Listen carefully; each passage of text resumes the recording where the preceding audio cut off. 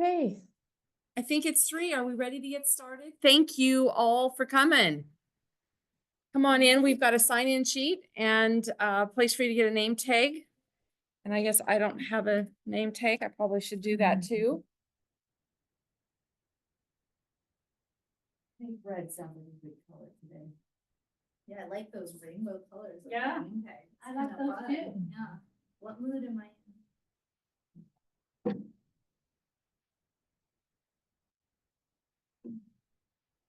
So I'm going to start and welcome you all, and then I'm going to turn this over to our consultant team to kind of take us through everything. But I truly want to thank all of you for coming and for agreeing to be part of this project. This is one of 4 engaged projects we have going right now, and we will soon be adding, hopefully soon, a 5th one to this. This particular public advisory committee is in support of an update to our comprehensive plan and our development code. And I know that you're probably going, I don't know what those things are, and that's okay, because you're going to learn a little bit about that today. I know Isaiah knows a little bit about it because he has to work under the development code as a contractor. So I'm hoping that as we work through this, you'll learn a little bit. You'll help us learn a lot about how you view Boardman, what's important to you about Boardman. Just a little bit on some of the other projects that we're doing. We're also doing a transportation system plan update. We are working on an economic opportunities analysis with a look at employment lands.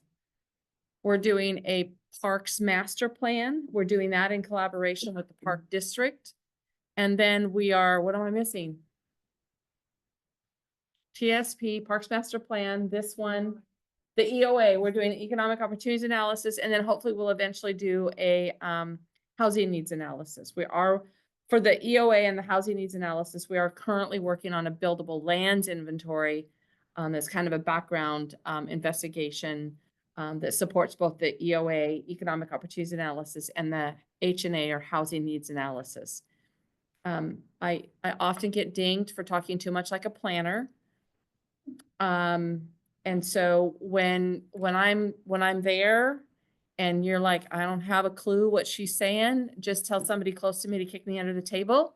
And I will revert back to the best of my ability to talk regular English. I know a lot of bilingual people. I sometimes feel like I'm bilingual too. I just speak English and Planarese.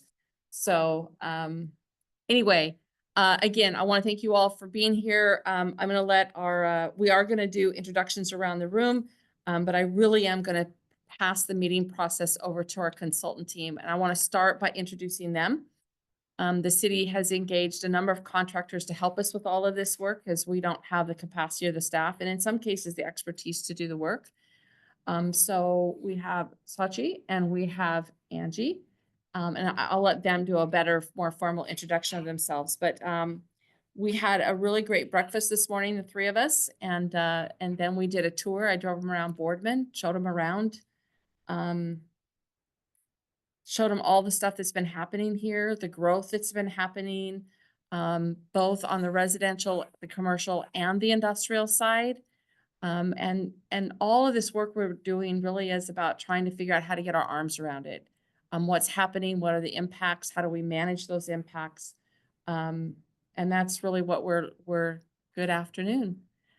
That's what we're really looking to our, don't get too comfortable, Walter, because there's a sign-in sheet and name tags and a packet and an agenda if you want it. So anyway, I will be quiet now and I will pass it to you two. Thank you, Carla. Yeah, there's a lot to talk about today. Like Carla said, my name is Sachi. This is my first time meeting all of you, but we'll probably see quite a bit of each other throughout this project. Let's go ahead and shoot through a couple slides. I think we have a fun welcome slide, which, okay, done, check, welcome. So this is our agenda for today. We're going to go around and we'll introduce ourselves a little more, and then we'll let you all do some introductions so we can get to know each other a little bit. we'll give you an overview of the comprehensive plan process. So what is a comprehensive plan? Why does it matter? And then what will this particular process actually look like in terms of phasing, scheduling, and all the different sort of components that will go into doing this planning process. Then we'll review your roles and responsibilities, so you have a sense of what to expect over the next year plus of this planning process. We will review the public involvement plan, or PIP, which you may have already received in the packet. It's okay if you didn't have a chance to look at it, we'll go over it. This is a plan, basically a strategy for how we can involve the Boardman community more in this planning effort. And also how can we bring in community partners and community leaders outside of yourselves to help inform this planning process. And then we'll talk about some next steps and set you loose. So let's go to our next slide. So let's get to know each other a little more. We can skip through this. Okay, so like Carla said, you know, we have sort of the core city team, which is Carla, Stephanie, Aurelie, we're all over there. I think, do most of you met these folks before? We'll go around and we'll do introductions for everybody. Yep. And then, so we are, Angie and myself and Allison, who's on the call on Zoom, are a consultant team. We all work for a firm called Cascadia Partners. We're based here in Oregon, and we are city planning consultants. We do a lot of long-range planning work. So long-range plans are plans not just for a year or two, but many, many years in the future, 10, 20, 40 years in the future. We do long-range plans in Oregon and around the Western United States. And so we're here to kind of help as technical advisors to support the city team. And so let's go ahead and go around and maybe everyone can give their name. If you have an organization you're here representing, you can say that. If you're just here as a community member, that's fine. You say, hey, I'm a community member here representing myself and my community. And then a little icebreaker question, which is something I would like you to know about me is. So just something interesting about yourself. Maybe it's a hobby you have. Maybe you want to tell us about your dog or cat. Maybe you have a special skill. You speak another language. You're really good at something. It's just something interesting about yourself to share with the group. So I can start to model it. So my name is Sachi Arakawa. I'm with Cascadia Partners. And I, let's see, something I would like you to know about me is I love trees. And I love to climb trees. I love to look at trees, love to eat the fruit from trees. But I also really love tree identification. I actually had a job for a while where my job was to walk around and inventory all the street trees in Portland. So I'm really good at identifying trees. So if you're ever outside with me and you're wondering what a tree is, I'll probably tell you. Good to know. So that's a fun fact about me. Although it's hard in the winter when they don't have leaves. It's a little more algae, but I can still, there's other clues. All right, so I'll pass to Angelica. Hi everyone, my name is Angelica, but I'm Angelica Martinez, but my nickname is Angie, so please feel free to call me Angie. I am a senior associate with Cascadia Partners, and I am the project manager of this work. And something about me, so I am Mexican, but I don't like spicy food. I don't eat salsas, anything like that. I'm like a bad Mexican. Funny. Hey, all right. No, not what to not get you for Christmas. Spicy food. We have Allison on the line. Allie, do you want to go ahead and introduce yourself? Yeah, sure. Hi, everyone. My name is Allison or Allie Platt. I am new to Cascadia Partners, have been working with the city of Bend for the last 7 years. So I am still located in Bend. So I'm at least on the east side of the Cascades, probably further than Portland still, but have a little bit drier weather like you all where I live, and I'm really excited to be working on this project. One interesting fact about me. I was the first rodeo sweetheart in my hometown in Brush, Colorado, which is not something I share very frequently, but it is a very interesting fact. Wow, okay, we're gonna have to see pictures. They're pretty Are you cute. going Yeah. across the city? Yeah, I Yeah. mean, I think we know what your new headshot for Cascadia is gonna have to be. So I'll go next, just so we'll do the people that, you know, do this all the time, go first, and then put you guys over there in the hot seat. So Carla McLean, I am the city's planning official. I've been working for the city now almost. Zach, please sign in, get a packet, get a name tag, and find a seat at the table. There's one down by Angie, and there's one there between Mike and Leon. So we'll get everybody at the table if we can. Again, Carla McLean, I'm the city's planning official. I've been with the city almost 3 years. Full-time for almost a year now. I'm kind of leading this whole process that we're in the middle of. I'm having a lot of fun with it. I've been a planner since well, actually, I was a planning commissioner before I became a planner, and I was at the Morrow County for 18 years. And I've been a planning consultant now for the last 5, and then at the city of Boardman for 3. The one thing you might not know about me is that I am the book on tape. And what that means is that when my husband and I travel by car, he drives and I read out loud. And I cannot tell you how many books we've read, but it's a lot of fun. We are currently in the middle of a John Grisham series. Camino Island was the first one, and now we're in the middle of Camino Winds. And then the new one that came out just recently is the 3rd one, and I don't remember what the title is, but it's Camino something. And so I am the book on tape. So I'm Stephanie Case. I'm the principal planner for the city of Boardman. And I was going to talk about my chickens because everybody needs to know about my chickens. But I decided the thing that you need to know about me, and Allison will find this interesting, is my grandmother's from Brush, Colorado. oh wow. It really is a small world. Yeah. Small world.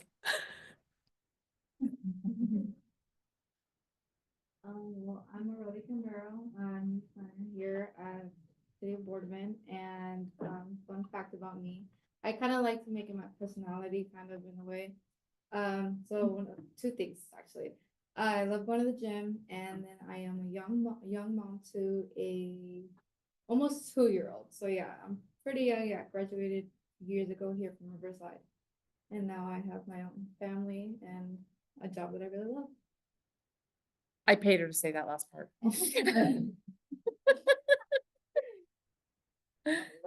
Sure. Yeah, our Weiss, my husband and I are the pastor wife of First Baptist Church here in Boardman.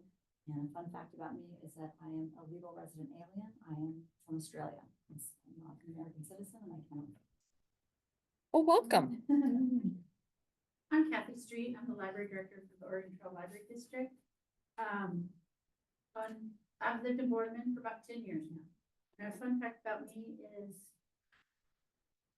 well, I have a dog that's 2 years old, a little wiener dog, and he's our 3rd.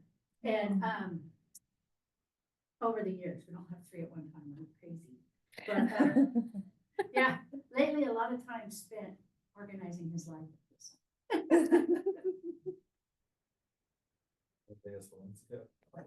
Worked for William Homes here in town. Been here for about 3 years now. Lived here for 3 years. I've been working here for about 5. A weird thing about me is I like to collect weird things. I guess they're weird to some people, but I have a collection of action figures that are horror movies themed. And I also collect tequila. And I know it sounds weird to say I collect it, but I really don't drink them as often. Dog name is Katie, so talk about Katie, I'm talking about my girlfriend, but it's actually my dog. But if you ever hear me say my fat girl, I'm talking about my dog. Oh. Thanks.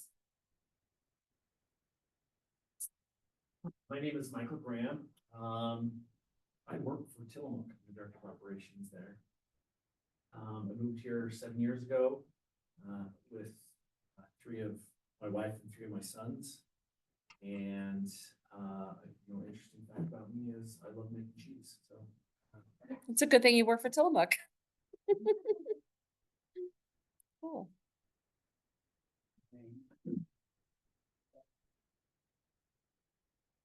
Just to remember.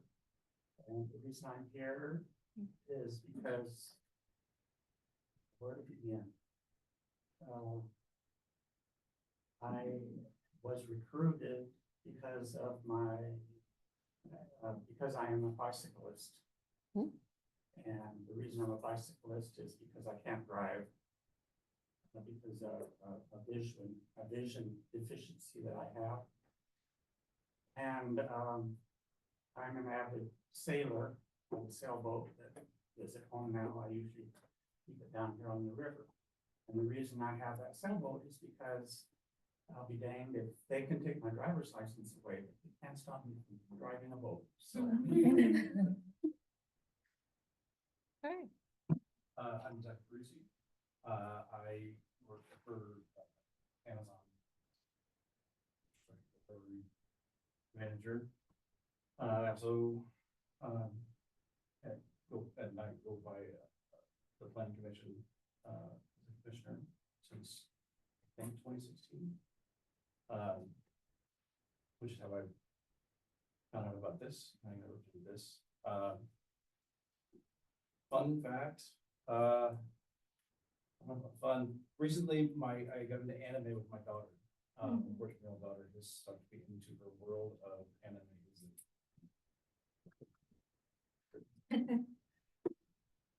Hey. I'm Mike Lees. I'm somewhat affiliated with the city as their city engineer. I work for Anderson Perry and Associates. Anderson Perry has been the city's engineer since 1990.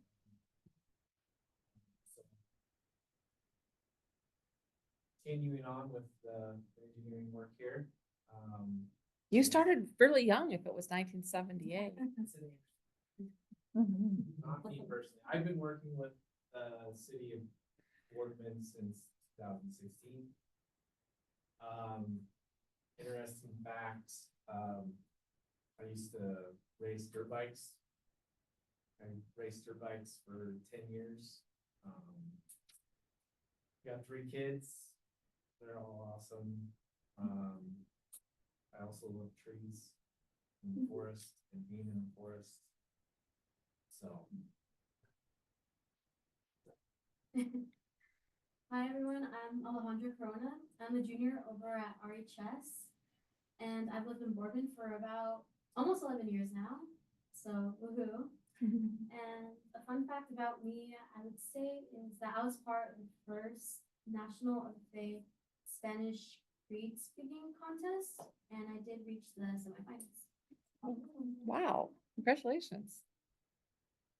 Hi, I'm Walter Ross. I work at Boardman in the engineering department, doing mostly structural design and railroad, things like that. Interesting thing, but I don't know, I'm kind of in the parent bubble at the moment. To kids 3 and you. For the most part, I used to do a lot of sports and stuff through college and high school, but now I'm mostly hanging out in the yard and gardening with the family. So that's the thing. Your sport is chasing children now. Yes. That's cool, yeah. And then they'll get to the age where you actually get to watch boundaries. All right, well, thanks. Did we get everyone? We don't have anyone else online. Nobody else online. We're missing a couple of people today, but we'll catch them next time. Well, really nice to meet everyone. Looking forward to working with this group throughout the project. And we'll talk a little bit more about all that, what your roles and responsibilities are in a little bit. But first, let's talk about the comprehensive plan project. So let's go to the next slide. Carla already touched on this a bit, but there are several planning efforts that are all going on at roughly the same time right now in Boardman. There's really kind of 6 planning efforts that are happening, and they all fall under an umbrella called the Boardman Strategic Plan. And so these plans are going to help guide Boardman's overall community strategy, and they include the master plan, which will develop a 20-year vision for Boardman. And that included a citywide survey that some of you may have participated in recently. Then we have the comprehensive plan and development code, which is this project we're here to work on and kick off today.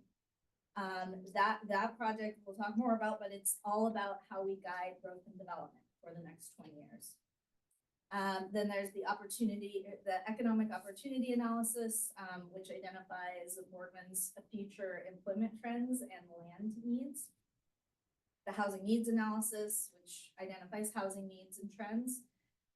The Parks Master Plan, which identifies goals and projects to meet Boardman's park needs. And then the Transportation System Plan, which is basically a 20-year plan to prioritize transportation investment. So these all fall under one umbrella. Is anyone here interacted with any of these other plans outside of the comprehensive plan, or any of you on other, well, Mike, I know you have. Any non-staff members, are you familiar with any of these other plans, or have you sat on any boards, done any surveys, or is this kind of new for most folks? Is it common for a city to do this many plans at once? Carla's here wasn't last year. Yeah, no, it is a lot. Is it a good idea though to do this kind of, yeah? You're gonna kill it. There's pros and cons to it. On one hand, it is, it's a challenge for coordination, but it is also in a lot of ways good to have things all kind of syncing up at the same time. So you don't have, a couple plans that are 10 years old and one brand new plan. So it's not, Boardman is experiencing, I think, so much growth right now. It really, it's great that they are doing all this planning and not putting it off. So while it is a lot for staff, I think, and it will be a challenge to coordinate, I think it is actually a big opportunity. A good idea is that, I get the gist that you're saying it's a really good idea that the city's doing that. Was it your idea? Come on, Brandon. No, I'm just saying, it's wonderful. Good idea coming out of your mouth. I think we all know what you're here. Yeah. I think I'm excited that there are all these planning efforts happening. I think it's a big moment for Boardman to kind of make a lot of decisions and steer the future of the city. So on that note, let's go to our next slide here. So the comprehensive plan specifically. So there's all these different planning efforts, and most if not all of them are looking at roughly a 20-year time horizon. So we're looking, all of these are long-range plans related to some aspect of the city. What a comprehensive plan looks at is growth and development specifically. So, it includes a lot of those other topics like housing, economic development, transportation, but it focuses in on growth and development. How do we want to grow? Where do we want to grow? What type of growth do we want to see within this 20-year time horizon? And let's go to the next slide. So typically comprehensive plans are documents that identify some long-range strategy for communities' growth and development, like I just said. They provide a guide for land use. So how we use our land, how we do our zoning code and development code, our infrastructure, so things like roads, sidewalks, utilities, and policy decisions and investments. And they're also a tool for local governments to help achieve a community's vision around growth and future land use. Okay, so as sort of a policy roadmap for growth for the city, comprehensive plans can work at different levels. The highest level that the comp plan touches down on is this top level, which is the plan itself. So the plan identifies goals and policies and kind of sets this community vision for what we want to do, how we want to grow. Then that, like, how does that actually start to impact the community? How does that start to touch down on the ground? Well, that impacts our development code.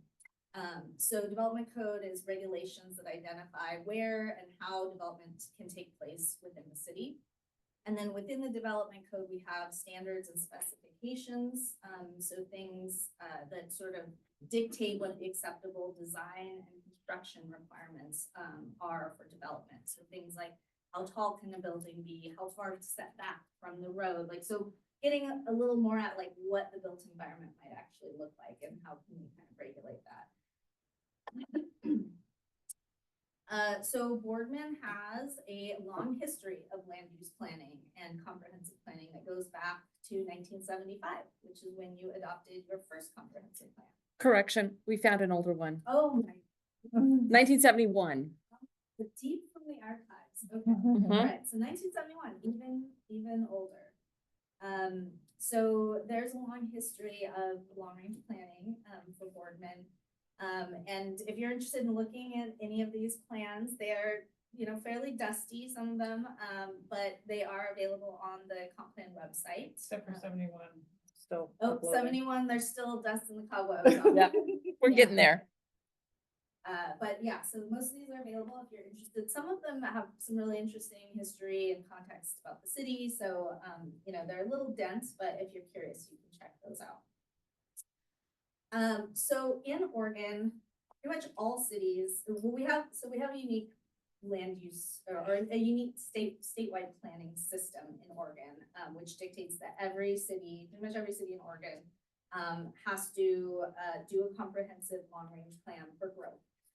And that includes meeting housing and job needs for a time horizon, which is at least 20 years typically. So all comprehensive plans in Oregon must be consistent with our statewide planning goals. And let's go to the next slide and look at those. Are folks familiar with this idea at all that Oregon has these statewide planning goals and that most cities have to meet these goals using planning? Yeah, mostly. Okay. Some people, yes, some people know. Yeah, so Oregon has 19 land use planning goals that are basically requirements. The comprehensive plan is required to align with these goals. Not all of these goals apply in Boardman. We're not on the coast, so things like coastal shoreline and estuary resources, beaches and dunes are not necessarily relevant here, but most of them are. So these are goals, things like protecting agricultural lands, forest lands, looking at natural resources and scenic and historic areas, air, water, land resource quality, natural hazards, recreational needs, economic development, housing, transportation, energy conservation. So comprehensive plans in cities around Oregon need to align with these statewide planning goals. Sometimes you see where people are quite upset with land use planning. Is that this, or is that something else? I mean, yeah, this is part of that. Okay. There's the Department of Conservation and Department of Land Conservation and Development. LCD, which is a state organization that kind of helps oversees our statewide planning goals and also does a lot of work around housing. And some people get upset at them. Some people get upset at other aspects of our statewide sort of planning rules. But yeah, this is certainly one thing that is unique to Oregon that not all Oregonians like. Okay. But yeah, I don't know if there's any specific It seems gripes. you always hear gripes over on the coast. Mm. And I thought, I don't know if they're all griping about this or that or. Yeah, it might be some of this. Okay. Yeah. How many other states have similar structures? Not very many. Pretty Yeah, unique. Oregon's pretty. So Washington for resource lands, Washington has the Growth Management Act, and there are some commonalities, but it is not the same.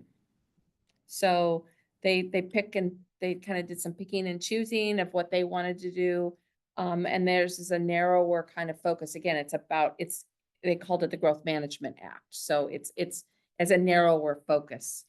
One way to think about Oregon too, so you may be familiar at the federal level with what's called the National Environmental Policy Act, or NEPA. So anytime you deal with a federal agency and they're going to take an action on land, they go through a NEPA evaluation, and there's various stages of that, the simplest to the most involved.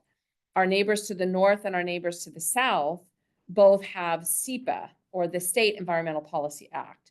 So when you try to do actions in Washington or California, what you're going to experience is much more NEPA-like. What's really interesting is the few NEPA activities that I've been involved with in my 25 years as a planner. If there's a federal nexus, the word nexus doesn't work. It's just really hard to get our statewide planning goals to align with how NEPA looks at things. So that can create difficulty depending on who your partners are when you're working on a project. So, but that's a rabbit hole we can go down later. There is a lot to the way that the state of Oregon kind of regulates growth and development. And a big part of the statewide land use regulations is about protecting agricultural land and natural resources. So that's part of it, but it is, yeah, I mean, it's a whole nother conversation, I think. But regardless, that is where, you know, the comprehensive plan will need to be in compliance with those statewide planning goals, the ones at least that are relevant to Boardman. So that'll be a piece of the work that we do. And generally the chapters of our comprehensive plan, once we write it, will kind of match up with the categories within those goals. Yeah, so things like housing, transportation, land use planning, natural hazards, and so on. Yeah. Recreational needs. The current comprehensive plan has, I believe, 14, it may have 15 chapters. I believe it has 14 chapters, and they align directly with this, so. Okay, so how do comprehensive plans impact a community? Why do they matter to you, and how will you see their impacts actually play out on the ground? So we put together maybe like some examples of comprehensive plan policies from previous plans that we've worked on, and are kind of showing here how those actually translate into a community impact. So an example policy from a comp plan related to housing is, and sorry, this is super wordy. You guys can kick me under the table for talking like a planner here, but this is policy language, right? So it says, the city will apply plan designations, zoning districts, and development code regulations to implement a mix of housing types that can be made available to price ranges and rent levels to meet local financial capabilities. Okay, so what does that mean? What is the city actually doing related to this policy? This means that the city is allowing for more residential uses like duplexes, triplexes, and other housing types in more areas of the city. And what does that actually why does that matter to community members? Well, what it would probably mean, and what it would translate to, is the average home prices would decrease, and more Boardman residents would be able to find and afford more housing, and more types of housing would be available. So another example related to economic development. Sorry, I'm gonna talk in a bunch of gobbledygook policy language for a minute. So it says the city will maintain an adequate supply of suitable office, commercial, retail, commercial, and industrial land to respond to economic development opportunities as they arise. That one's actually not too bad. But what that means is that the city is going to ensure that commercial zones have a variety of site sizes, are served by infrastructure, so things like roads, utilities, to support short-term, or well, really just to support economic development opportunities, such as things like medical offices, grocery stores, and so on. And the impact this could have is that Boardman would attract new medical clinic or grocery store or other like amenities to the community. So those are some ways that we can shape policy that will actually have an impact on the community, and that's how they actually relate to everyday people. So why update the comprehensive plan? You know, we have this one back in 1971. Why not just keep with that? The most recent comprehensive plan update happened in 2003. Why not just stop there? Well, obviously Boardman is changing really quickly. It's growing. You know, there's new folks coming in. The people, longtime residents here, may have different priorities and values now than they had 20 years ago. So it's important to bring the community back in, talk about what our priorities and vision are for the future and for growth, coordinate with other planning efforts and amongst city and various like public agencies, attracting new investments and improving decision making. Oh, I'm getting cookies and I need to be advancing a screen. Okay. So Boardman is growing. We are gonna have a slide like showing a picture of Google from Google Earth, like of how much Boardman has kind of grown out in the last 20 years. But we felt like we didn't even need to go there because everybody knows Boardman's growing. Like we don't need to show you that. I think that's something that's kind of pretty commonly known in this community. So updating the comp plan will ensure that future growth can be safe, well-planned, and sustainable. So that's another reason, this recent growth is another reason why a comp plan update is really important. So what is this process actually going to look like? We have 4 phases that we're gonna have. The first phase is this phase that we're in right now, winter and spring of 2025. This is us learning about the community, or the community, you know, us working with the community and us all learning about the community.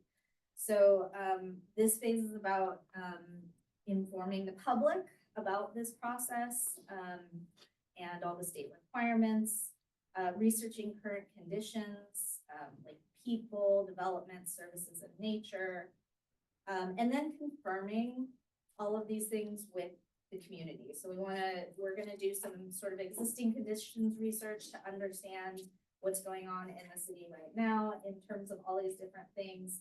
And then we're gonna kind of come back to you and to staff and make sure we're getting things right, that what we're looking at makes sense from the perspective of folks on the ground.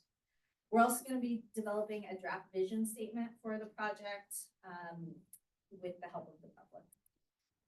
So we're gonna be doing some community listening sessions, and we have 2 meetings with this group, the PAC, or Public Involvement Advisory Committee, during this phase.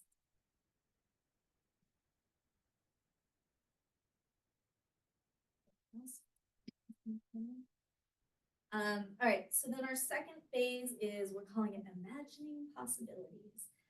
So this phase is about refining the visions, making sure that we got the vision statement right. So kind of coming back to you, the PAC, and making sure that the vision statement aligns with what you're thinking. We also want to start digging into what's going on with current land use rules and development code, and kind of identifying some problems, maybe things that aren't going well with the existing land use and development code regulations, and then exploring the imagining possibilities part is about exploring what growth could look like. And this is where it gets pretty fun. We do an exercise called scenario planning, where we basically like roll up our sleeves and pull out some maps, and we actually look at, okay, we project roughly X amount of people and new jobs are going to come into the area. We look at maps and we say, like, where could we put that growth? What different growth patterns? You know, maybe do we want to put it all out at the port? Everybody's at the Sage Center. Like, you know, do we want to have a couple nodes of growth? Do we want to have a corridor? Is growth very dispersed? Is it more condensed? So we play with different patterns and different styles of growth in these scenarios that we create. And then we can evaluate which one of those we think is the best for Boardman, and we evaluate that using different performance metrics. So things like how these different scenarios perform in terms of the amount of vehicle miles traveled, the amount of water that we consume, the amount of energy that we consume, the affordability of housing, the amount of different housing types that are available. So it gives us a way to kind of evaluate the performance of different ways that we can.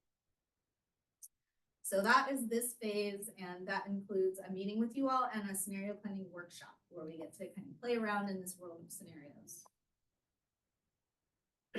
Then phase 3 is shaping policies for action. So this is where we really start narrowing down ideas on where Boardman should grow. So we've experimented with a lot of scenarios about, asking what if, thinking, imagining big about what growth could look like. But now we're maybe, kind of picking a preferred growth scenario, and then we're identifying rules and policies that can support that scenario for growth. So this includes a policy and development code workshop with the public, and 2 meetings with this group. Oh, and I should say, I haven't talked much about this, but part of the comprehensive plan is a development code update. And so we will be kind of workshopping some what we call code concepts, which are different ideas for how to improve your development code. That will run by these folks and work with city staff on. Okay, and then phase 4 is plan adoption. So this is where we would actually write the comprehensive plan and update the development code. We prepare all these final documents with legal language, and ultimately it has to be approved by City Council and Planning Commission. So that would happen during this phase. The intention is for City Council and Planning Commission to be fairly involved throughout the project. So none of what we're showing them should be a surprise, but we do have to take it to them for adoption. So that will be part of this final phase. We'll also have a public open house and public hearing for people to give feedback once we have this more like finalized version of the plan and the development code updates. Okay, so what happens after the comprehensive plan is adopted? Zoning laws are created, or code is updated. So zoning code provides detailed regulations on how land can be used and developed. Are folks familiar with Lake Development Code? Have any of you worked? So there's some folks who are inspectors or do buildings, so you're kind of worked a little bit in code. Others have not. It's very nerdy, wonky, very detailed rules about how people can build, what types of things we can build. On any given lot, am I allowed to build commercial or retail or housing here or industrial uses? And you can't necessarily have all of those things, right? It has to, there are regulations around what you can build where, and then in some cases, actually what those buildings look like, how tall they can be, what the windows look like, depends on the level of detail in the code. But that's kind of what zoning code and development code does. Okay, and this is our project timeline. You all should have a copy of this. It's in the packet and it's on the website. So I won't go into too much detail, but you can see we'll have 8 meetings. Oh, our little bar is covering it there, but there's 8 meetings across a roughly 2-year period for this group, the PAC. Which bar do I need to move? That little rectangle with everybody that's online, it's good down over. I will move them There you go. over here. Okay. So the project, roughly takes place between now and spring of 2026, and we'll have about 8 meetings with this group over that time period. So that's the schedule, and again, you'll have that if you want to take a more detailed look at it. I want to pause. We're going to talk about your roles and responsibilities, but do people have questions about any of that, about the process, about why? They've done so many, if the city has done so many comprehensive plans, like 1 in 71, 1 in 75, they weren't long-term. They were, but typically the time horizon is in Oregon, like 20 years is typical. In some other states, they can go as long as. Well, I was just curious, why did they do 1 in 71 and then 4 years later, 75? Oh, the shorter, Multiple yeah. lots. Yeah, that was the era. So Senate Bill 100, which really puts the framework for Oregon land use planning, was passed in 1973. So there were some communities that were doing work before that. I anticipate at some point in time, we may find an even older version. At the county, the oldest version was like 1965 or something like that, as I recall. But yeah, you kind of outgrow the policies. Some of it is legislative change, some of it is the community has just simply outgrown where you're at. I mean, the changes that happened in, some of you may remember, or you may have heard about kind of the big boom in the 80s that happened in Boardman, and then not a lot happened for a really long time. And now we're experiencing another real kind of, golden age or renaissance or something. Things are happening, a lot is going on. And I will tell you that our comprehensive plan policies, many of them, particularly like on housing, is probably the most egregious. It just doesn't align with current law. Thanks. Yep. And I don't know how different the 71 from the 75 is going to be. I just found it a couple days ago. Yeah. I was like, hey, this is different. I was just curious if it's like, well, there's a whole change in city council or city management, and they wanna do a new one. Yeah, But that's this not, one sounds like long. yeah. Well, and the other issue is that there have been some minor changes to both the comp plan and the development code over the past 20 years, but they've been very minor changes. And so, this really is about looking at it holistically. Yeah. Mm-hmm. Okay. Yeah, I think the only other thing that's maybe new here, I don't think in the 2003 plan they did any type of scenario planning. Nope. So this will be the first time we'll kind of play out some growth scenarios with the public, which I think will be a helpful exercise. Yep. All right, well, I'll pass it over to Angie to talk a little bit about those responsibilities. I'm gonna stand up because my shoulder is hurting. Thanks, Sachi. Well, before we get into this, I saw, someone else joined online. Yes. Vincent from the Morrow County, he is the assistant administrator. I'm not sure what his actual title is. Vince, do you want to introduce yourself to the group?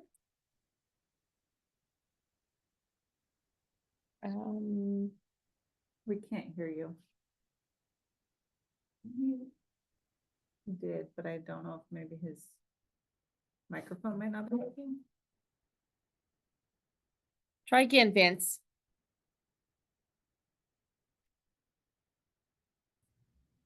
Yeah, we're Can you not hear me? hearing ya. Yes, now we can. Okay, I had to unplug some things, sorry. So I'm Vincent Guerrero with Morrow County. I'm the Assistant County Administrator. I help to oversee multiple departments, veteran services, parks, tourism, let's see, facilities management, the fairgrounds, and some other departments as well. So we were all required to share one thing about ourselves. How did you say that, Sachi? One thing that, Did I say one thing about you? One interesting thing you would like us to know about. yes, one interesting thing you would like us to know about you. I'm not sure what I can share that would be interesting. I'm pretty boring. Let's see. Some people share about pets or special skills that they have, interesting foods they don't like. Oh, well, I have an automotive degree. How about that? In addition to a master's in public administration. Quite different realms. Yes, very different. Well, thank you for joining us. Yeah. And if you're interested in the first part of the meeting that you missed, the meeting is being recorded and will be uploaded to the city's webpage. So you can go back and catch up. If you want to know what we all said in the introduction. Oh yeah, definitely. I do apologize for being late. So I will review that information. Great, thank you. All right, let's talk about roles and responsibilities. So, okay, so how many of you have served in an advisory committee before? You're on the planning commission. So you know what you're getting into. All right, well, for those who this is your first committee, well, congratulations, and this is a great opportunity to contribute to like give back to the community and also make a difference. So in this particular committee, the main goal is what we want is your input and throughout the process of the comprehensive plan update. And we recommended to have people with different backgrounds and different perspectives, because each of you have something very specific, and each of you experience the city or the place you live in a different way, and that is going to be very important to develop this or to update this comprehensive plan. So well, thank you again for being part of this group. And so in terms of responsibilities, and you can go to the next slide.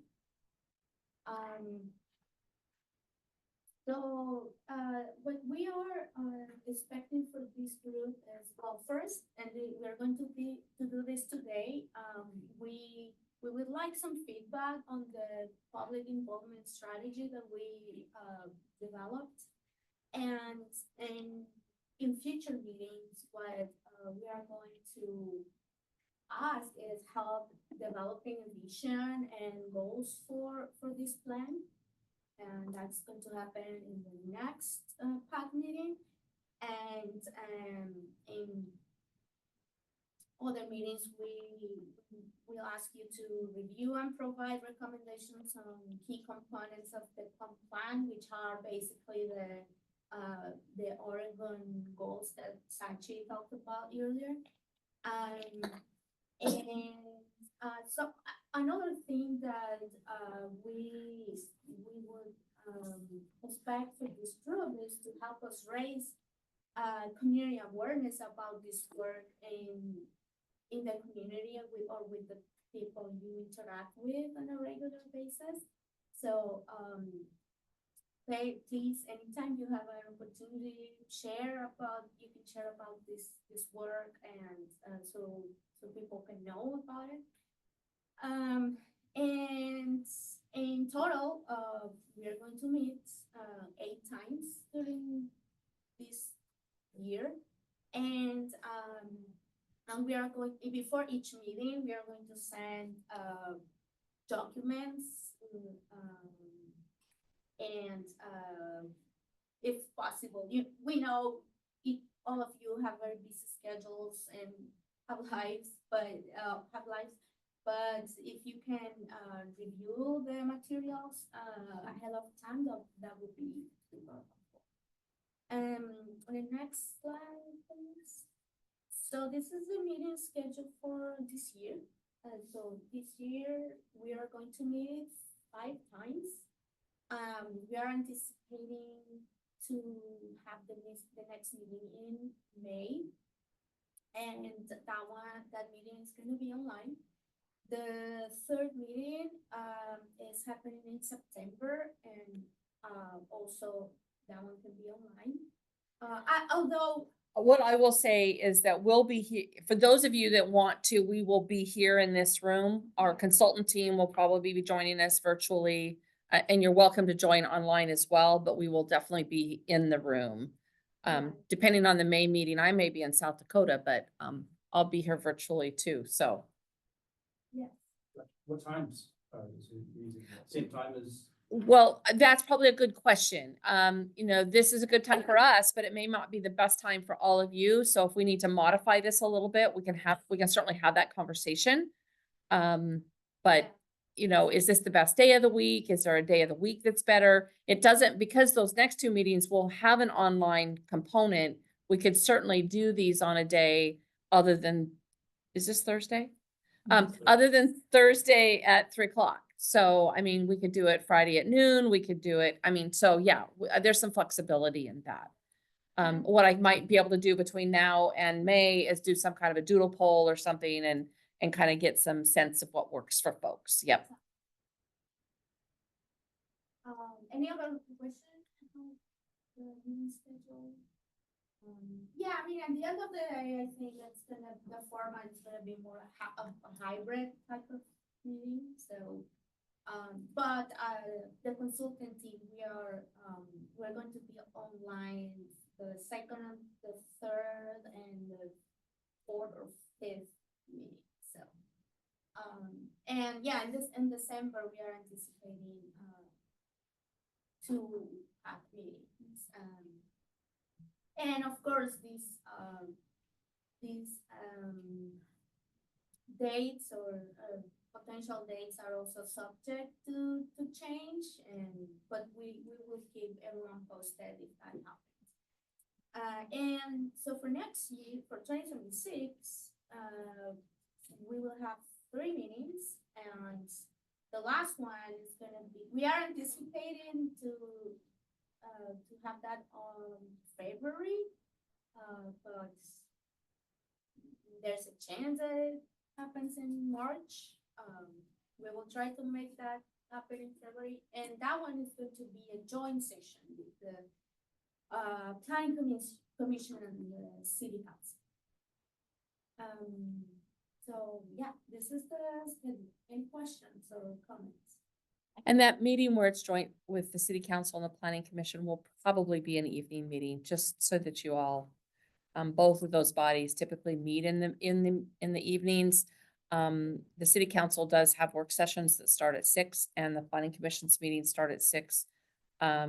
Tuesday for council, Thursday for planning commission. That doesn't mean we have to pick those dates, but just it's kind of heads up. Yep.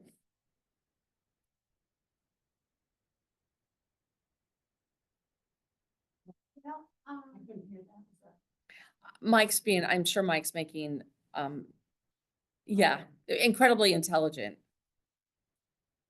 So some of those say online. It just means they'll be on Zoom, but They'll be available. but yeah, Or in but we will always have a meeting room and an opportunity for you to be here in person. It's just, there will be an online, our consultant team will be online, and, there will always be an online option for any of you. If you can't make a meeting in person, there will always be a Zoom link available for the meeting. And we will always record the meetings, because we will put all of the PAC meetings on the website, so that folks can track what's going on. And now all the community of Boardman will know what your one interesting thing is. So, okay, does anyone need a break, or should we? Oh, okay. And the meetings are reminded. I have to pick up children. 49 activities. Maybe a couple minute break. Good. So let's take a 5. Okay. I'm not gonna pause the recording because I'll forget to turn it back on. 3:59, so let's convene at 4:05. Perfect. There is a restroom just outside the door here. There's also restrooms in the original foyer. Either one. Safe travels. Nope. I will forward that Paul email to you. Great. I look forward to speaking with him. Have a good evening. You too. Travel safe, Mike. They weren't earlier, but I don't know how much has been. There was an oatmeal one earlier, and there was something with chocolate or M&Ms earlier. No peanut butter though, so I like peanut butter cookies. you know. Yeah, I've been. I guess I never thought about that. It's probably a good, When I was a kid, that was my favorite peanut butter. And I had 3 brothers and their favorite was Snickerdoodle. So it was always the question when it came time for someone making cookies, which one was gonna get me? Peanut butter or Snickerdoodle? I have come to really enjoy, it was Ann Mortar who introduced me to Monster cookies. They're good, aren't they? They are very good, and that's, she actually gave me her recipe. I need to find it and try to make some. She did. She does. She's a good cook.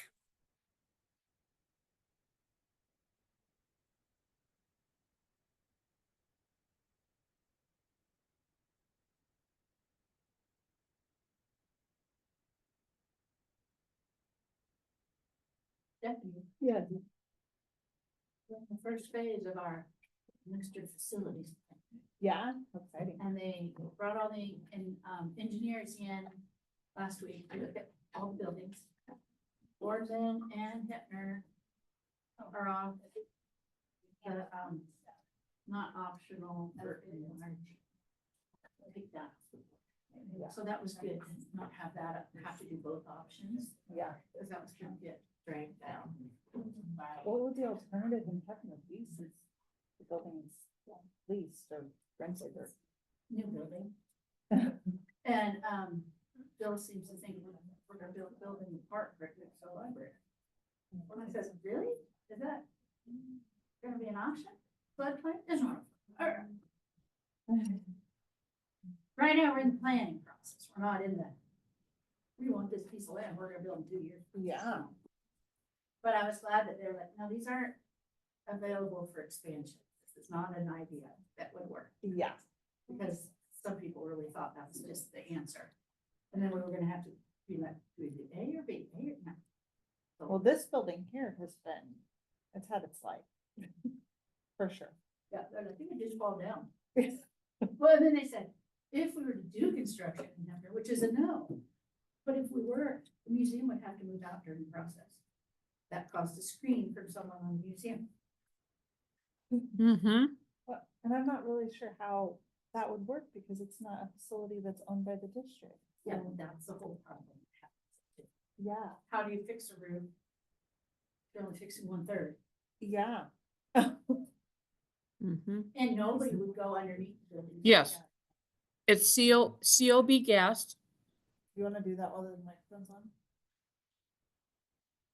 Nobody's joining. And what's that? It's our fax number, 541 Nobody would even go underneath. 481 Engineers wouldn't. 3244.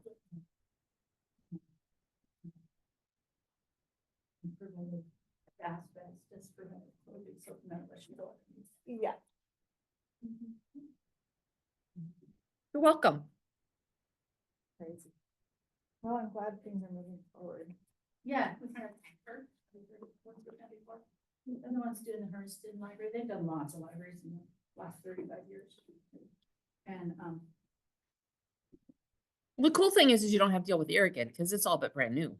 yeah, what came out in the discussion about irrigation was we wanted to change how things are laid out in there. So internal kind of stuff, Internal. not necessarily doing anything to the Mhm. building. Correct. Makes sense. It's the goal, the long range goal. Less than 20 years, it's maybe 8. Where would you get one? That's the question. Several different pieces are owned by different people.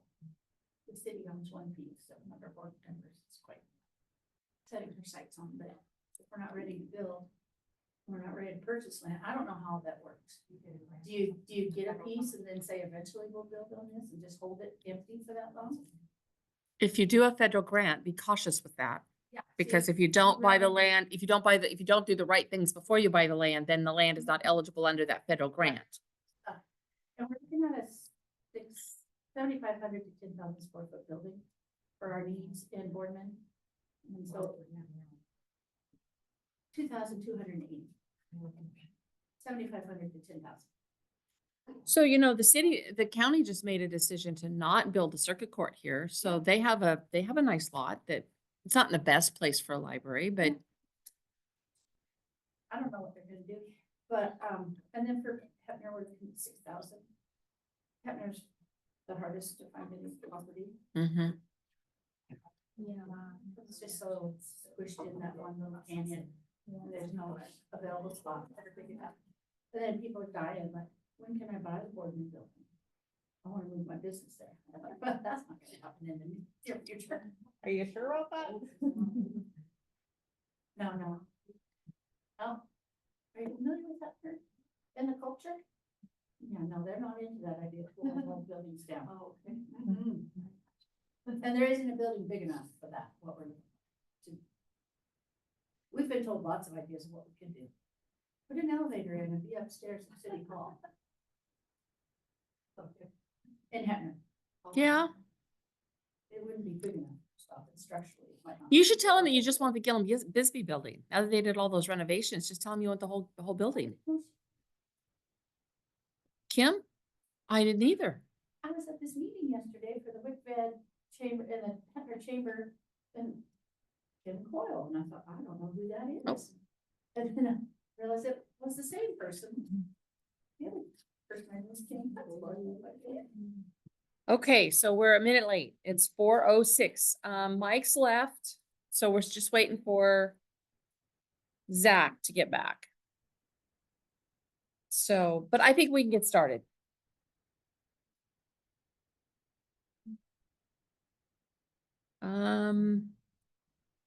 I jumped right past roles and okay, public, is this the slide we want now? Yes. Okay. So this is the document that we did have copied for you. So the document she's moving in now is the paper document that we had over there. If we didn't have enough, let me know. We can certainly get more.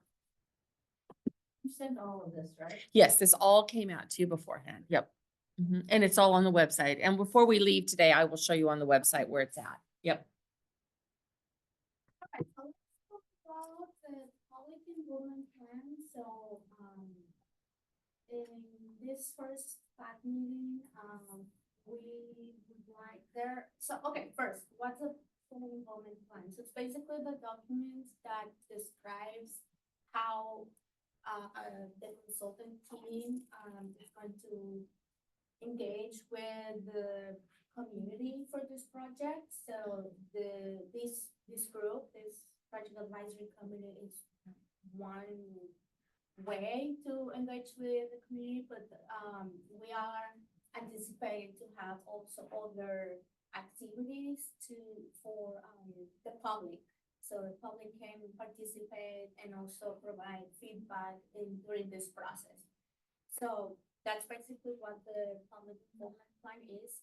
And what we would like from you today is your feedback on specifically 3 things: the goals that we set for this plan or for the engagement strategy. We would like feedback on primary messages, which we are gonna get into that a little bit, and also your feedback on the engagement activities that we are planning for this project. So, for the goals, and Carla, could you please pull up Yep. the I can public attempt involvement to do that. page? Have to move this so I can see.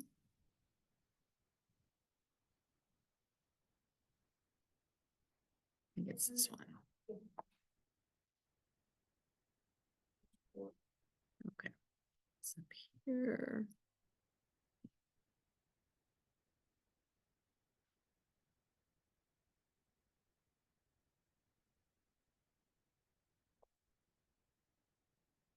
So we have a list of goals and principles to guide the engagement, community engagement, public engagement effort.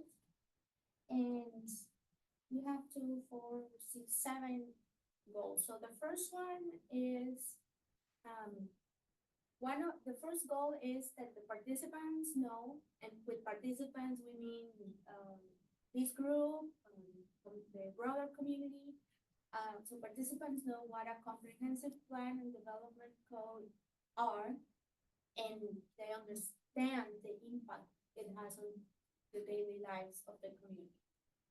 The second goal is participants find consensus on a shared vision of the future land uses and development in Boardman. Then participants feel listened and included, and they know what their input will be used for. Participants are aware of the opportunities to get involved and provide feedback. And the participants agree that engagement activities and materials equip them to make informed decisions. Then participants from historically underrepresented groups can see the influence of their feedback on the comprehensive plan process. Participants find it easy to provide feedback throughout the planning process. And finally, participants are aware of the project phases and understand how their input will be used in the decision-making process, including operational impact and limitations. So, any comments or questions about these goals?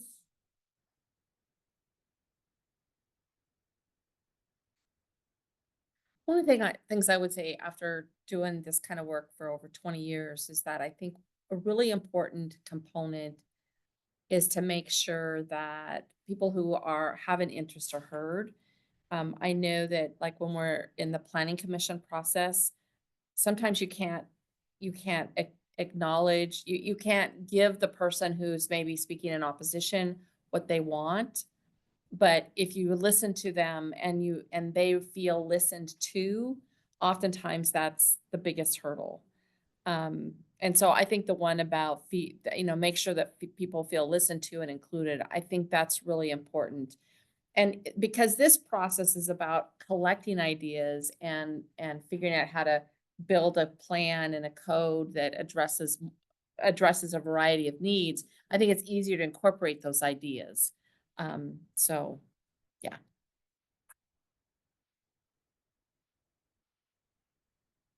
I mean, it's fine if you need also more time to digest this. We can also release it at the next meeting. So when we do this and what is this participants find consensus? Find consensus, what does that mean? Is it majority rules? Is it we all have to agree? What is consensus? In the end, it's what will the council adopt? But I think getting there, it really is about hearing what people have to say. I mean, I think that's why we tried to get a diverse group of people around the table, not just for this project, but for all of them that we're working on. I mean, I wanted Isaiah at the table because he's a contractor and he deals with the development code a lot. I wanted Walter at the table because he works for the Port of Morrow and he has a sense of what's working in the industrial part of things and how things get built. We wanted a business to be represented because you have a sense in a couple of factors of what's working and not working in Boardman. We wanted a student because we wanted to have that youth vision where, am I going to stay here? As a young person, am I going to stay here? If I stay here, how do I want Boardman to grow? We asked Kathy to participate because she brings a very unique perspective from the library and she interacts with an interesting group of people in town. So, and then the people who walk and bike. We wanted to bring all of those diverse things. So what is consensus? I think for me, consensus is when we walk out of here, we may not be in full agreement, but we can all support the end product. But I have to be cognizant of what the planning commission will vet and what the council will adopt.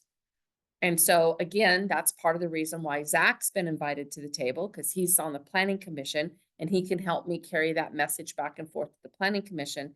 And then while not here today, there is a city council member who is also on this PAC.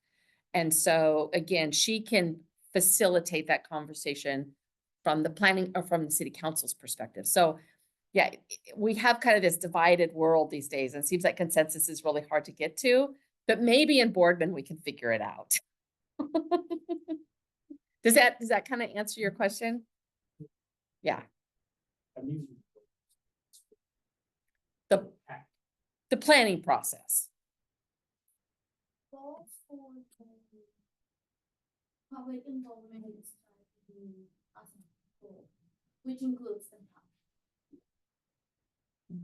Basically, it's the goals for how do we want to include public feedback, or how do we want to bring the public in? How do we want to hear from them?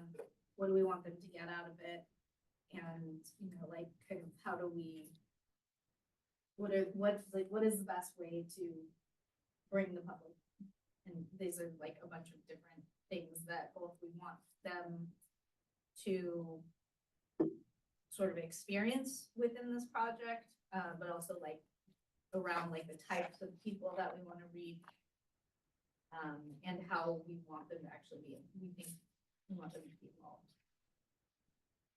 Yeah, just a general comment on it. It's, you know, as you read it, it presents itself as very inclusive instead of exclusive. It presents itself as a listening feedback instead of driving, I would say. And so, you know, so that's great. Mhm. Yeah, you know, in the state system, the Department of Land Conservation and Development likes to tell us that it's not a top-down system.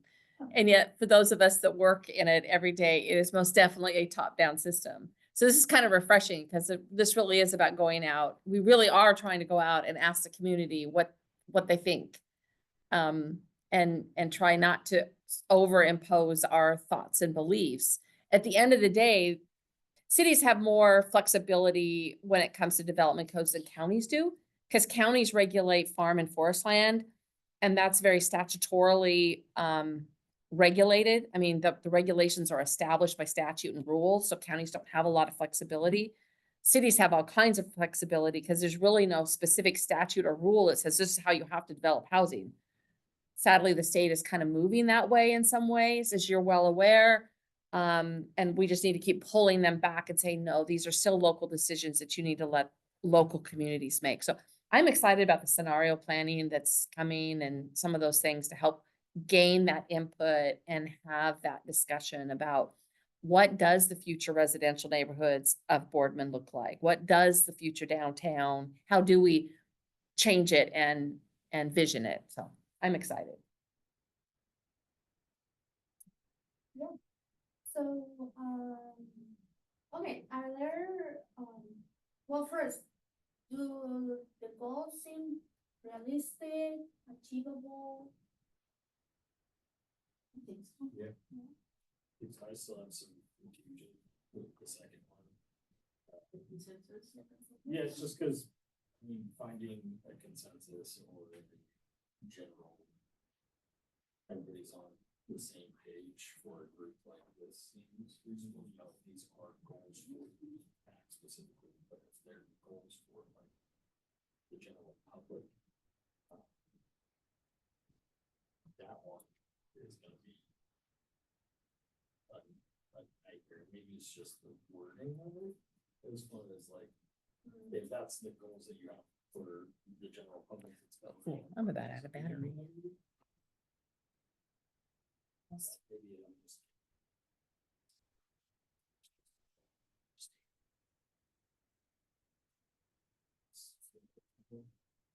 So this goal is specifically for the vision statement. So what we are going to do in the next PAC meeting is with this group, we are going to work on the development of a vision statement for the project, or basically for the vision for the project, which means that it's a vision for Boardman in the next 20 years for growth and development.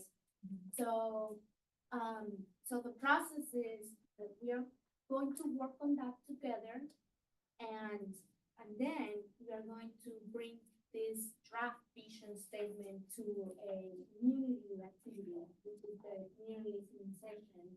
In that session, what we're gonna do is, okay, community, this is a draft statement, but to things, what do we need to make some tweaks, do you agree? But the first idea is gonna, start here with this group, and then it's gonna be refined with the broader community. But So it's more of a consensus on a vision. No, for the actual like land use, the vision is for future land use and development, so the future of growth. But I think, I think you're right that the word consensus, especially when we're talking about the broader public and not a small working group, is actually unrealistic potentially, to find true consensus amongst like the broad public is maybe, I think that might be like not the right wording. I think maybe what we want to say here is participants have had the opportunity to weigh in on a shared vision for the future, on future land uses and development in Boardman or something like that, that they've had a chance to participate and weigh in on the shared vision, not necessarily that because consensus has some kind of specific, it's like we all, and then there's so many technical ways that like oftentimes consensus by like, X amount of people like nodded their heads or, we took a vote or whatever. So I think that's a good point that maybe like that's a slight, like that word is not quite right there, especially since we're talking about not just working with the group, but the broader public. I wouldn't want to be part of a group that goes to a public meeting and says, we've all reached consensus that this is what the future land development. is gonna be We're more the- than- the- get ripped apart by Where everybody. people will be like, since when did I get to, no. Back in it's- so-and-so, we tried that, it didn't work. Especially when you're talking. Department stuff. Yeah. Stretch over multiple zones for people that have vested interests in Yeah. something that's very specific to like residential or city, commercial. Two completely contrasting ideas or visions that have nothing to do with somebody over in this area. Right. It's a And- very finite definition for something that is probably multifaceted. And I think at the level of division, I think we can keep it broad enough that hopefully it doesn't get too in the weeds where where we're being so specific that it's gonna pigeonhole the vision into specific viewpoints too much. What I think though will be really helpful when we do the scenario planning activity is a lot of different people with different viewpoints, with different, vested interests in different types of development can all sit down at a table together and test out different growth and development scenarios and actually look at like, where can we even fit people like within the actual like, buildable land area in Boardman? And then what could those different patterns look like? And what might the impact be on things like housing affordability, energy use, walkability, the ability to bike and get around, our impacts on the environment. And so it's a way for us all to like kind of sit together and like test those things out. And then also look at what the impacts of those different growth patterns have on the things that we value, like housing affordability and, being able to get around easily. And so it kind of like takes you out of like, well, what do I just want for, like, if you just sat me down and said, then I got to say like, this is how I think Boardman could grow. It would probably be very specific to my particular needs and my particular perspective. But when we do the scenario planning, it kind of takes you out of your perspective a little and allows us to like, kind of, I wouldn't, maybe consensus is not the right word, but find like shared values and see how different growth patterns can kind of support those values. Looking for a general agreement on Right. a sustainable development. Yeah. Okay, we are going to. I mean, we could reword that, yeah, that's a good suggestion. Thank you. Any other, before we move to the next, element of the, PID? Okay, so the next, piece of the plan we would like to discuss today is the primary messages. So the primary. What page? It's page, sorry, 11. 11 of the plan? Or 11 of the, Five, but this goes forward from here we go, 11. primary messages.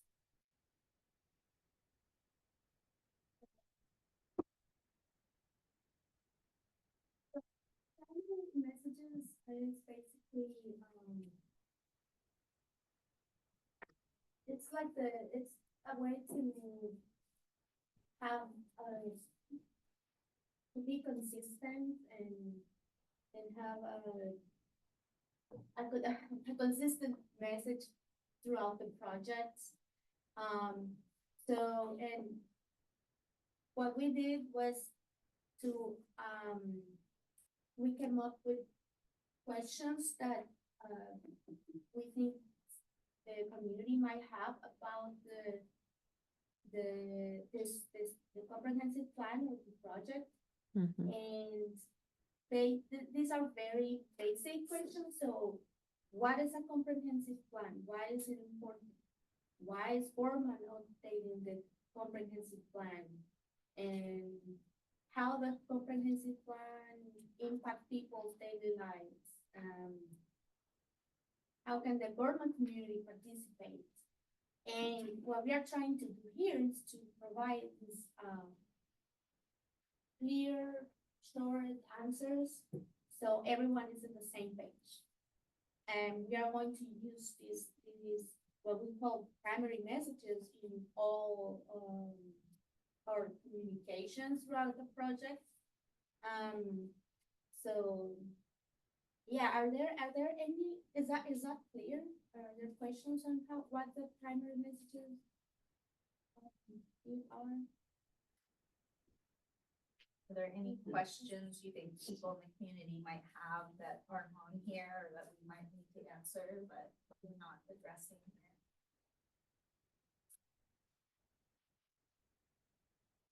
Really, I think it was like, where and when would I be able to input or inject? Like,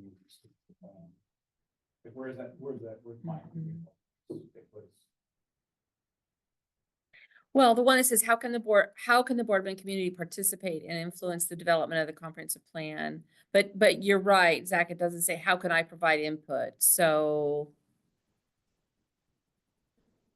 maybe we can add a phrase to that, or a second sentence that would be more specific about when will my opportunities to provide input occur?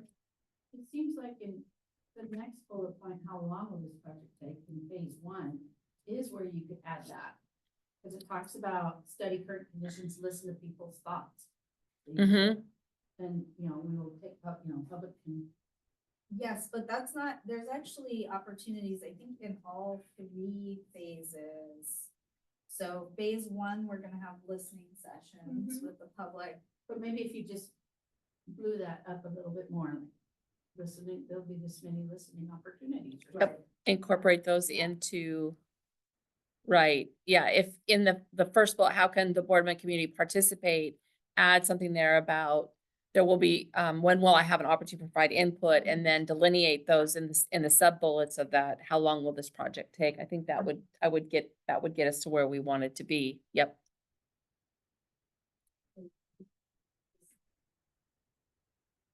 Scenario planning workshop and Policy and workshop. Oh, okay, and the open house, so 4 Mhm. opportunities, yeah, so just, when we don't have to give exact dates, we could just say. Yep. Yeah. dates will be made available. And you could also incorporate into this too, although this is not we're not hiding this document from the public. This is not necessarily though a public facing document. But we could indicate in here that those dates will be available on the city's website and on the city's reader board. When, like, what are the opportunities and where can I find out? Where should I go to get updates? Yep. Yeah, great. So a question for this group. So how do you learn about activities like city activities or events? Like how do you learn about those? Usually email or word of mouth, Facebook. Word of mouth. Facebook, church, word of mouth. Yeah. The website. The city website, newspaper. Boardman community page, Facebook. There's a lot of people that refuse to look at that. Really? They don't depend on just that page. Oh, sure. Mostly. Yeah, I looked at the city's website the other day to see what, stuff about the water, and that's where I saw the survey. I did the survey. So sometimes it's just, we do, you know, to be fair, at the library, we do look at the city's website quite often to answer questions. But maybe we look at it more than the regular everyday person. Does the library have a community board that people use? No. The window, They tape stuff to the window. that's very limited space. See a lot of stuff. You see those that come in a lot. Yeah. Yep. Yeah, they do an email every Friday. we want to engage with students, what would be the best way? I would probably say, honestly, maybe the principal role and get like that out to teachers. Every day there's an advisement period, just their period, and that's really where students just gather and teachers give them information that's needed that they need to know. Yeah, I was actually gonna bring up how to involve students more, because I was reading through it, and it was really just more about like, the development, but and existing neighborhood, transportation, parks and public services, but I don't know where the school would fall under. Since, students at RHS are kind of the future for Yeah. We do have a student who is also on the Parks Master Plan. Gabby Cisneros is on that, yes. So of the 4 PACs that we've populated, we have a student on 2 of them. So yeah, and all of the projects, we're trying to figure out the best way. Actually, next week, we've got, just so you know, it's 29th, next week, you all have to come here between 6 and 8 p.m. We're having dueling open houses, one for the TSP, one for the Parks Master Plan. So we would love to have you come to that. But we're trying to figure out how to connect the consultants with students during that time here as well. So we are trying to figure out how best to do that. Brandon is a great asset because he worked for the school district for a while. But sometimes connecting with the school can be difficult, and finding the right way to connect, or the right, who's the right teacher, what's the right period, what's the right avenue. But we just are gonna keep pinging away at it, and we'll probably abuse both you and Gabby in that process as well. So, yeah. Do you guys have pretty active, like, student government?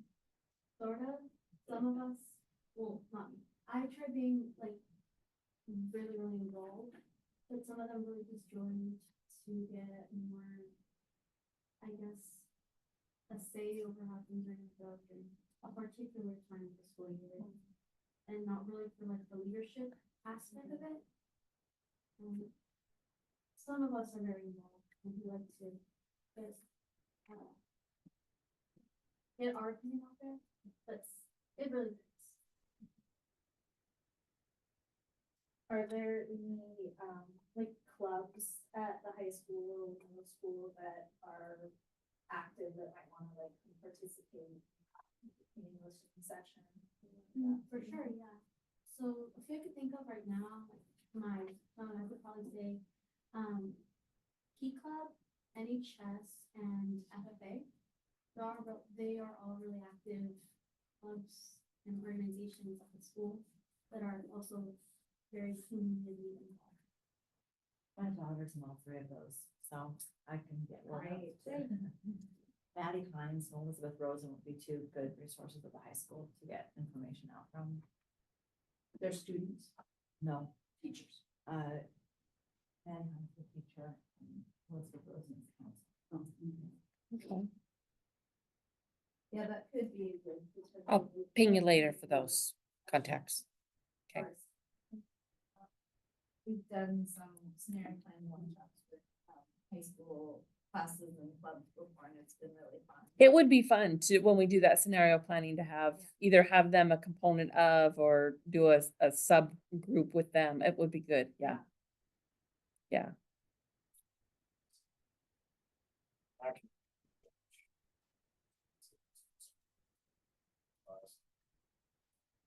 So you could reaching out to them to do like one day thing or do it as a fun project. Mm-hmm. Yeah. Yeah. Seniors that do scholarship applications, one of them did have a question about what would you like to see in the future in Boardman? So if you could get that hold of that, there's usually a class period where they work on their senior. What's the thing. What's the Their whole timing for program. the scenario planning? When does that fall?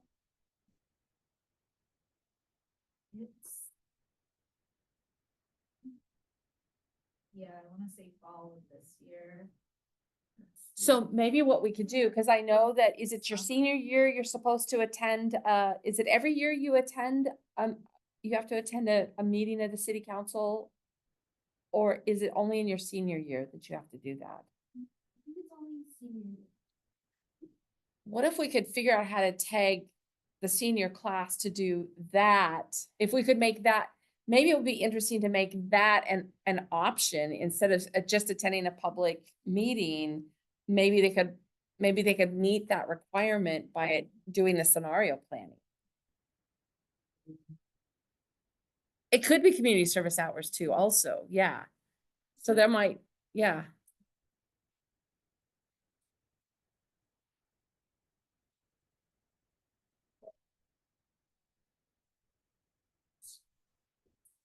Like the teacher has to come up with a plan on how to help better connect students with like professional workforce and, you know, community members and stuff like that, so.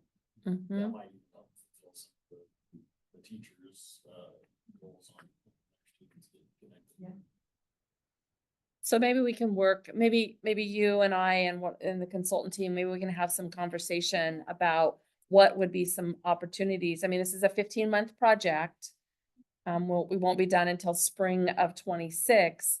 So maybe there's a couple of opportunities to have some high school, you know, mostly high school involvement. I think would also be great to see if there's some opportunities, probably less applicable. Like the parks folks are really wanting to engage in the grade schools with park ideas. But yeah, okay. That's a good segue to, the next, element of the plan that we would like some, suggestions on, which is the activities, and so that's page.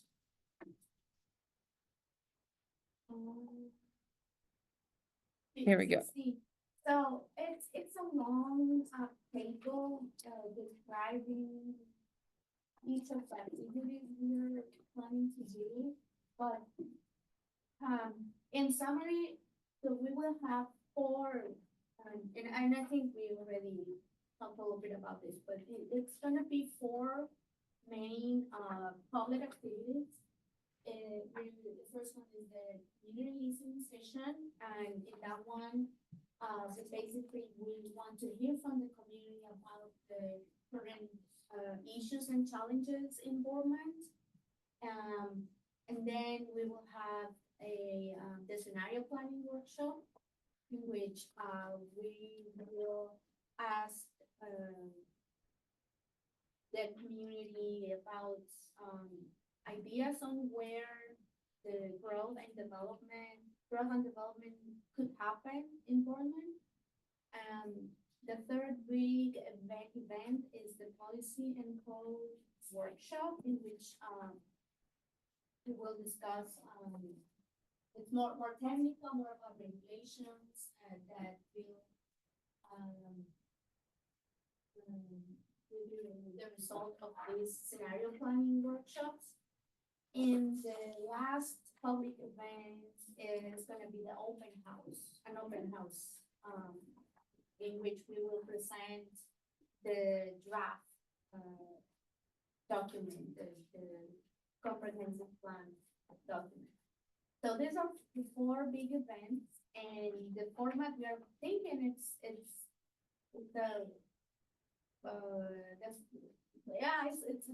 workshops. But what we wanted to ask this group is if there are if you can think of other ways or other type of activities that people would be more interested in participating. Because I know that sometimes like workshops or more like public group can be not super appealing for the community. So do you have any other like for example your suggestion you made with students, and I think that would be a good it's a good idea, and we can talk more about that. So yeah, are there other thoughts on that?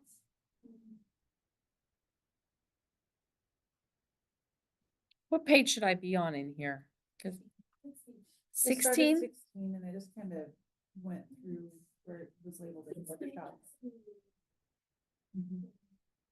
Okay, so I wasn't keeping up with her. Okay, Fast. she did. Seemed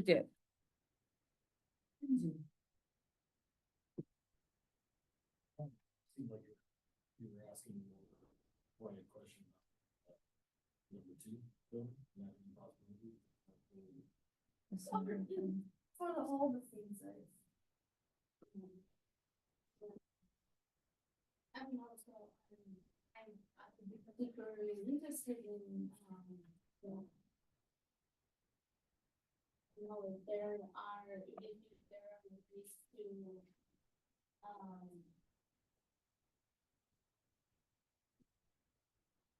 think strategies to connect maybe with also with the Latino community here. I don't know, any It's sometimes hard to get people to come to a focus group. So it's, to us, it seems like it's sometimes if you can tag on with an event that's already happening, like maybe the 4th of July is one event in Boardman, right? Farmers markets don't get a very big turnout. They're down at the marina now, right? Yeah. Still very limited how many people are going. At least it was all last summer. 4th of July. Big turn.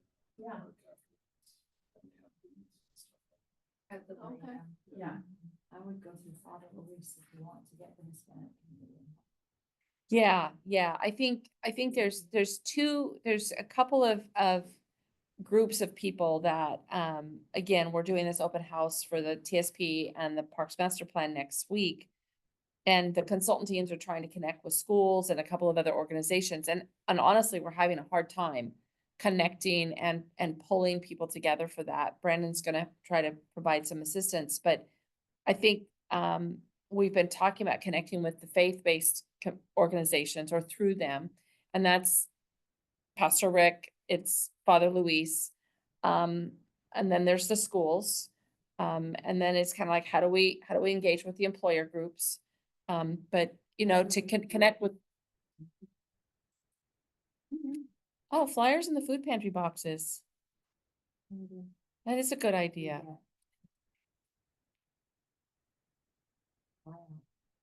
Okay. Okay. Flyers in our, from the food pantry. So the food pantry is just south of here, in the old, Lutheran church. It's been converted to the food pantry here. And then adjacent to your guys' church is is where the community garden has landed. But you guys are, oh, that's your garden, All the food to the food pantry. Okay. Over there. Okay. Okay. And now Brandon has offered us free water if we use a portion of it for the community. So Yeah. people can have a free community garden, but the majority of it's from the food pantry. Cool. And the LDS church. Yep. Yep. Yes, yes. So, yeah, we've been trying to figure that out and, I am, go ahead.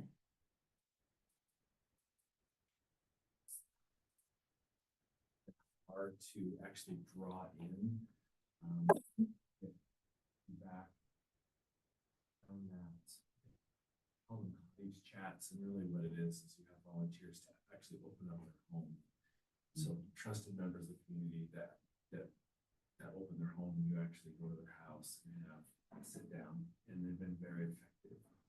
The hard part is getting volunteers to do that, but usually there's enough people in the community that are leaders that are willing to open their homes. And when somebody is invited to somebody's home they know, they tend to be more open, they tend to be more trusting instead of, oh, we're having this open house, or we're having some event that draws them away. So just a thought.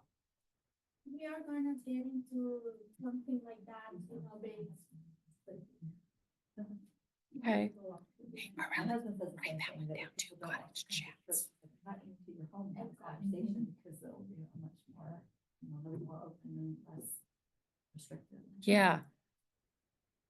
Okay. So where would be a good, well, so for this, more like these 4 big, community events that we are planning to do, where would be a good place to do it? Like City Hall, or there are like other venues, or?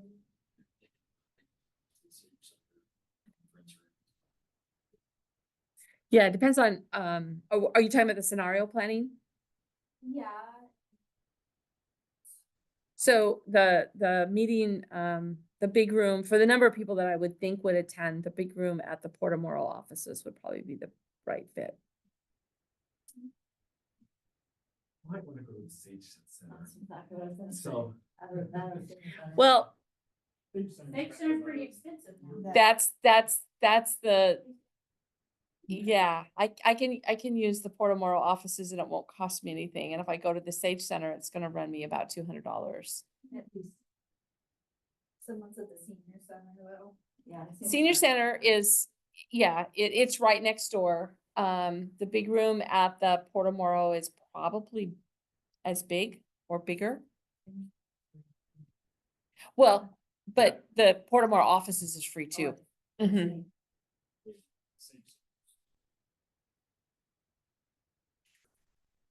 I didn't get anywhere. No, you would think that, but no. I didn't get It anywhere. does cost.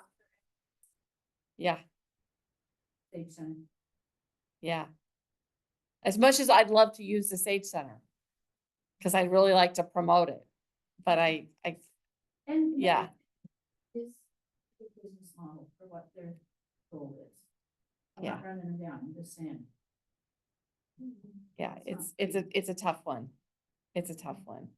I was surprised. Yeah. Yeah. Would it be for you to remember the change? I mean, would it No. cost you to remember the change? Yes. Yes. Yeah. It's not- I was thinking, what about for a community where people already are? This school has a carnival in the spring, where lots of families go. I'm not aware of that. The grade school. The grade school? Is it both of them or one or the other? Open to, I think all schools, in Boardman and River, and high school could go. I think one of them has it and everybody goes to it.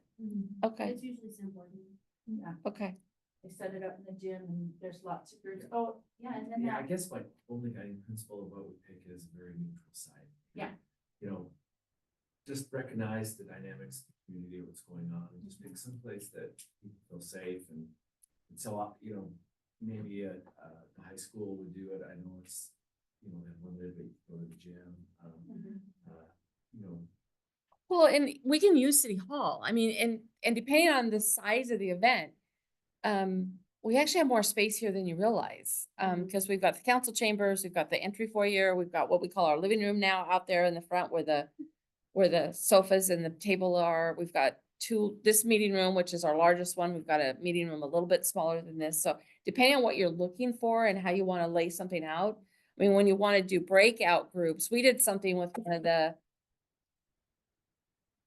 trying to remember which PAC meeting it was. I think it was the first Parks PAC meeting. We actually had the big group in here and then we broke into 3 groups and we had a group in here that stayed in here. We had put a group in another, one of the large meeting room. And then the third group was out in our living room area and it worked really well. We broke into the 3 groups and then we switched and then we switched.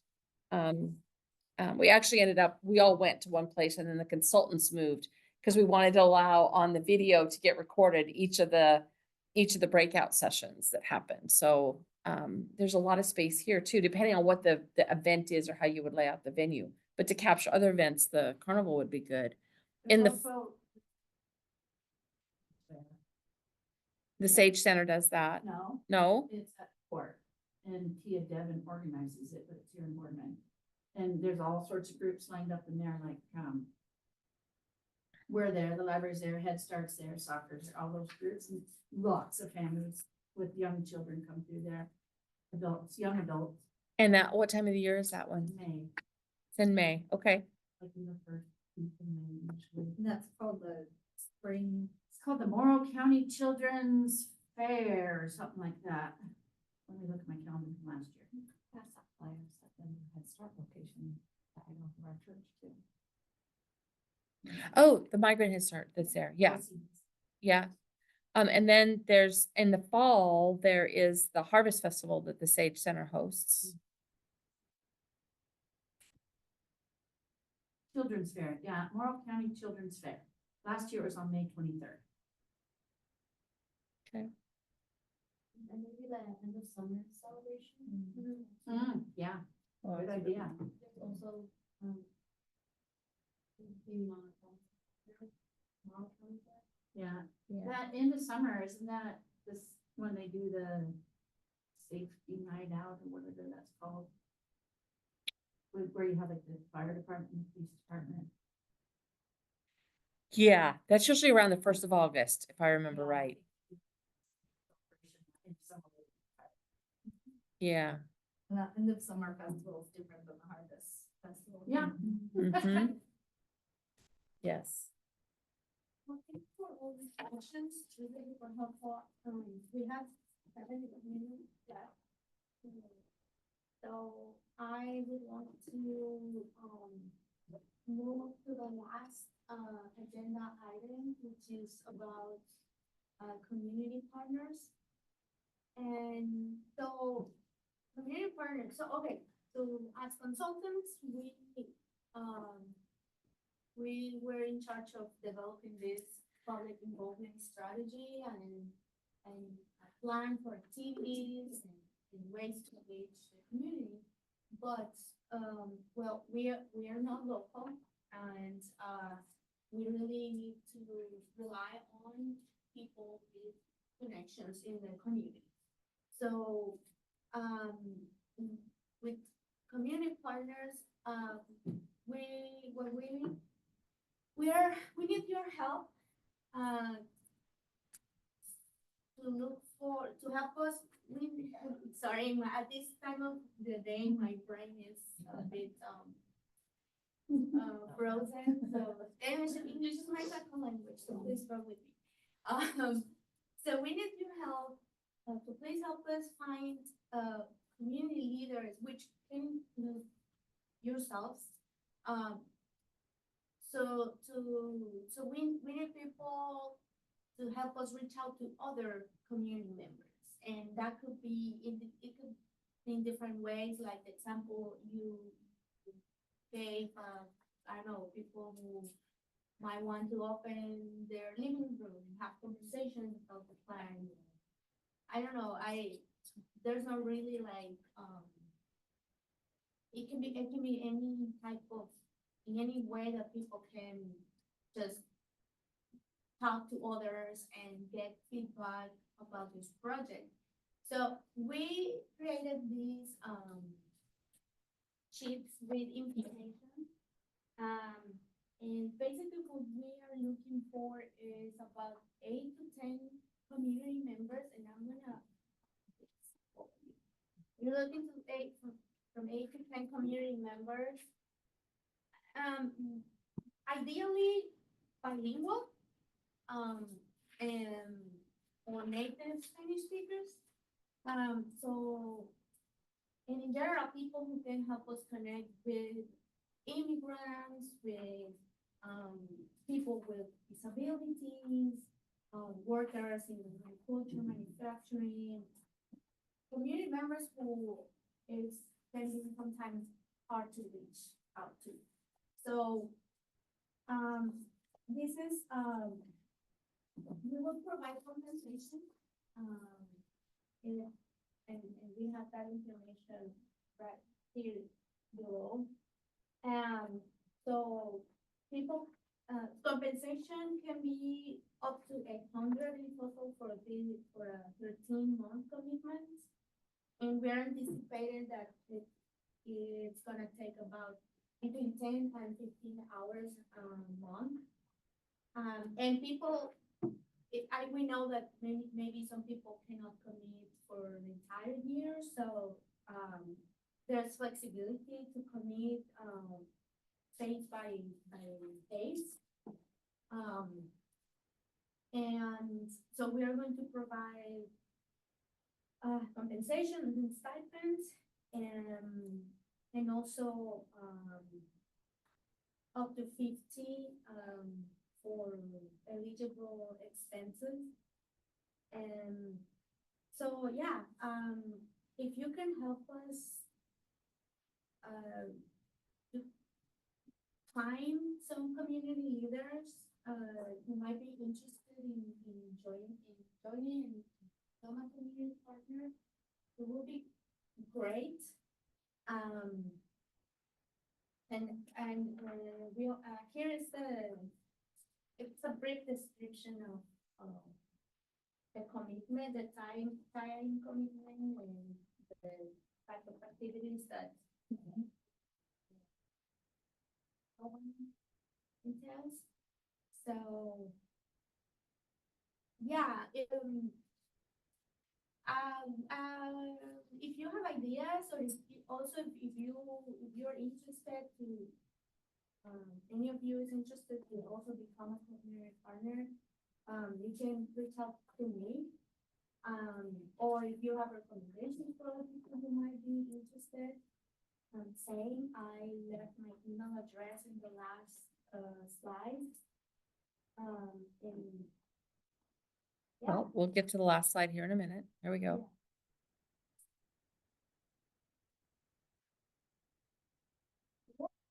We really need help with this.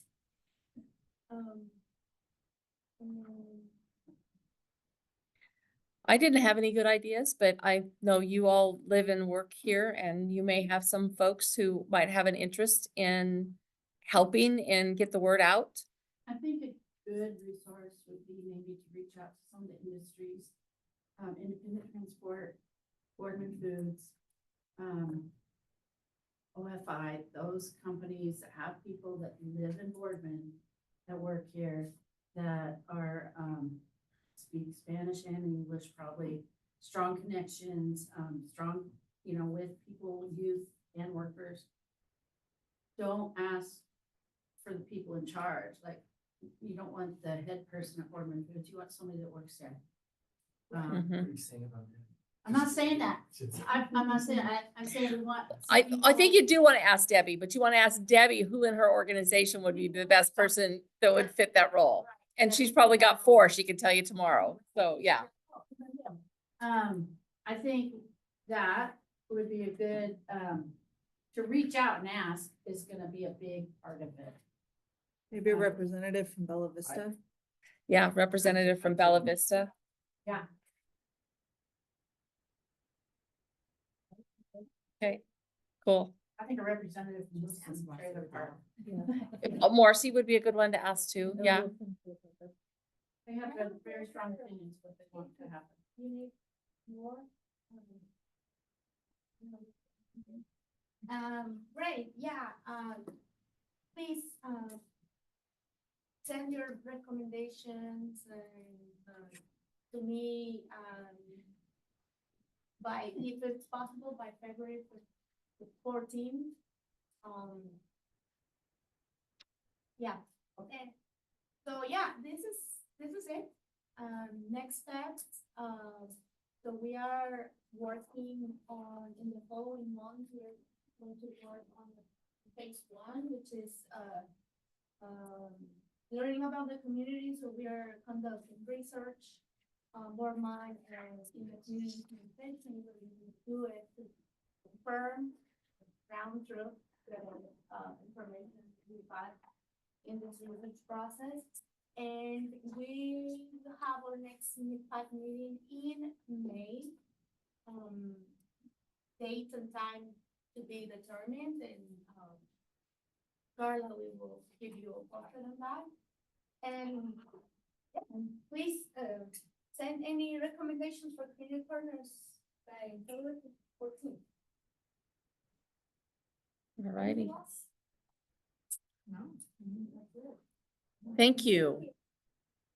Thank you all for coming. I appreciate you very much. And then for those of you on the online, thank you also for coming and staying. I'm going to stop the recording.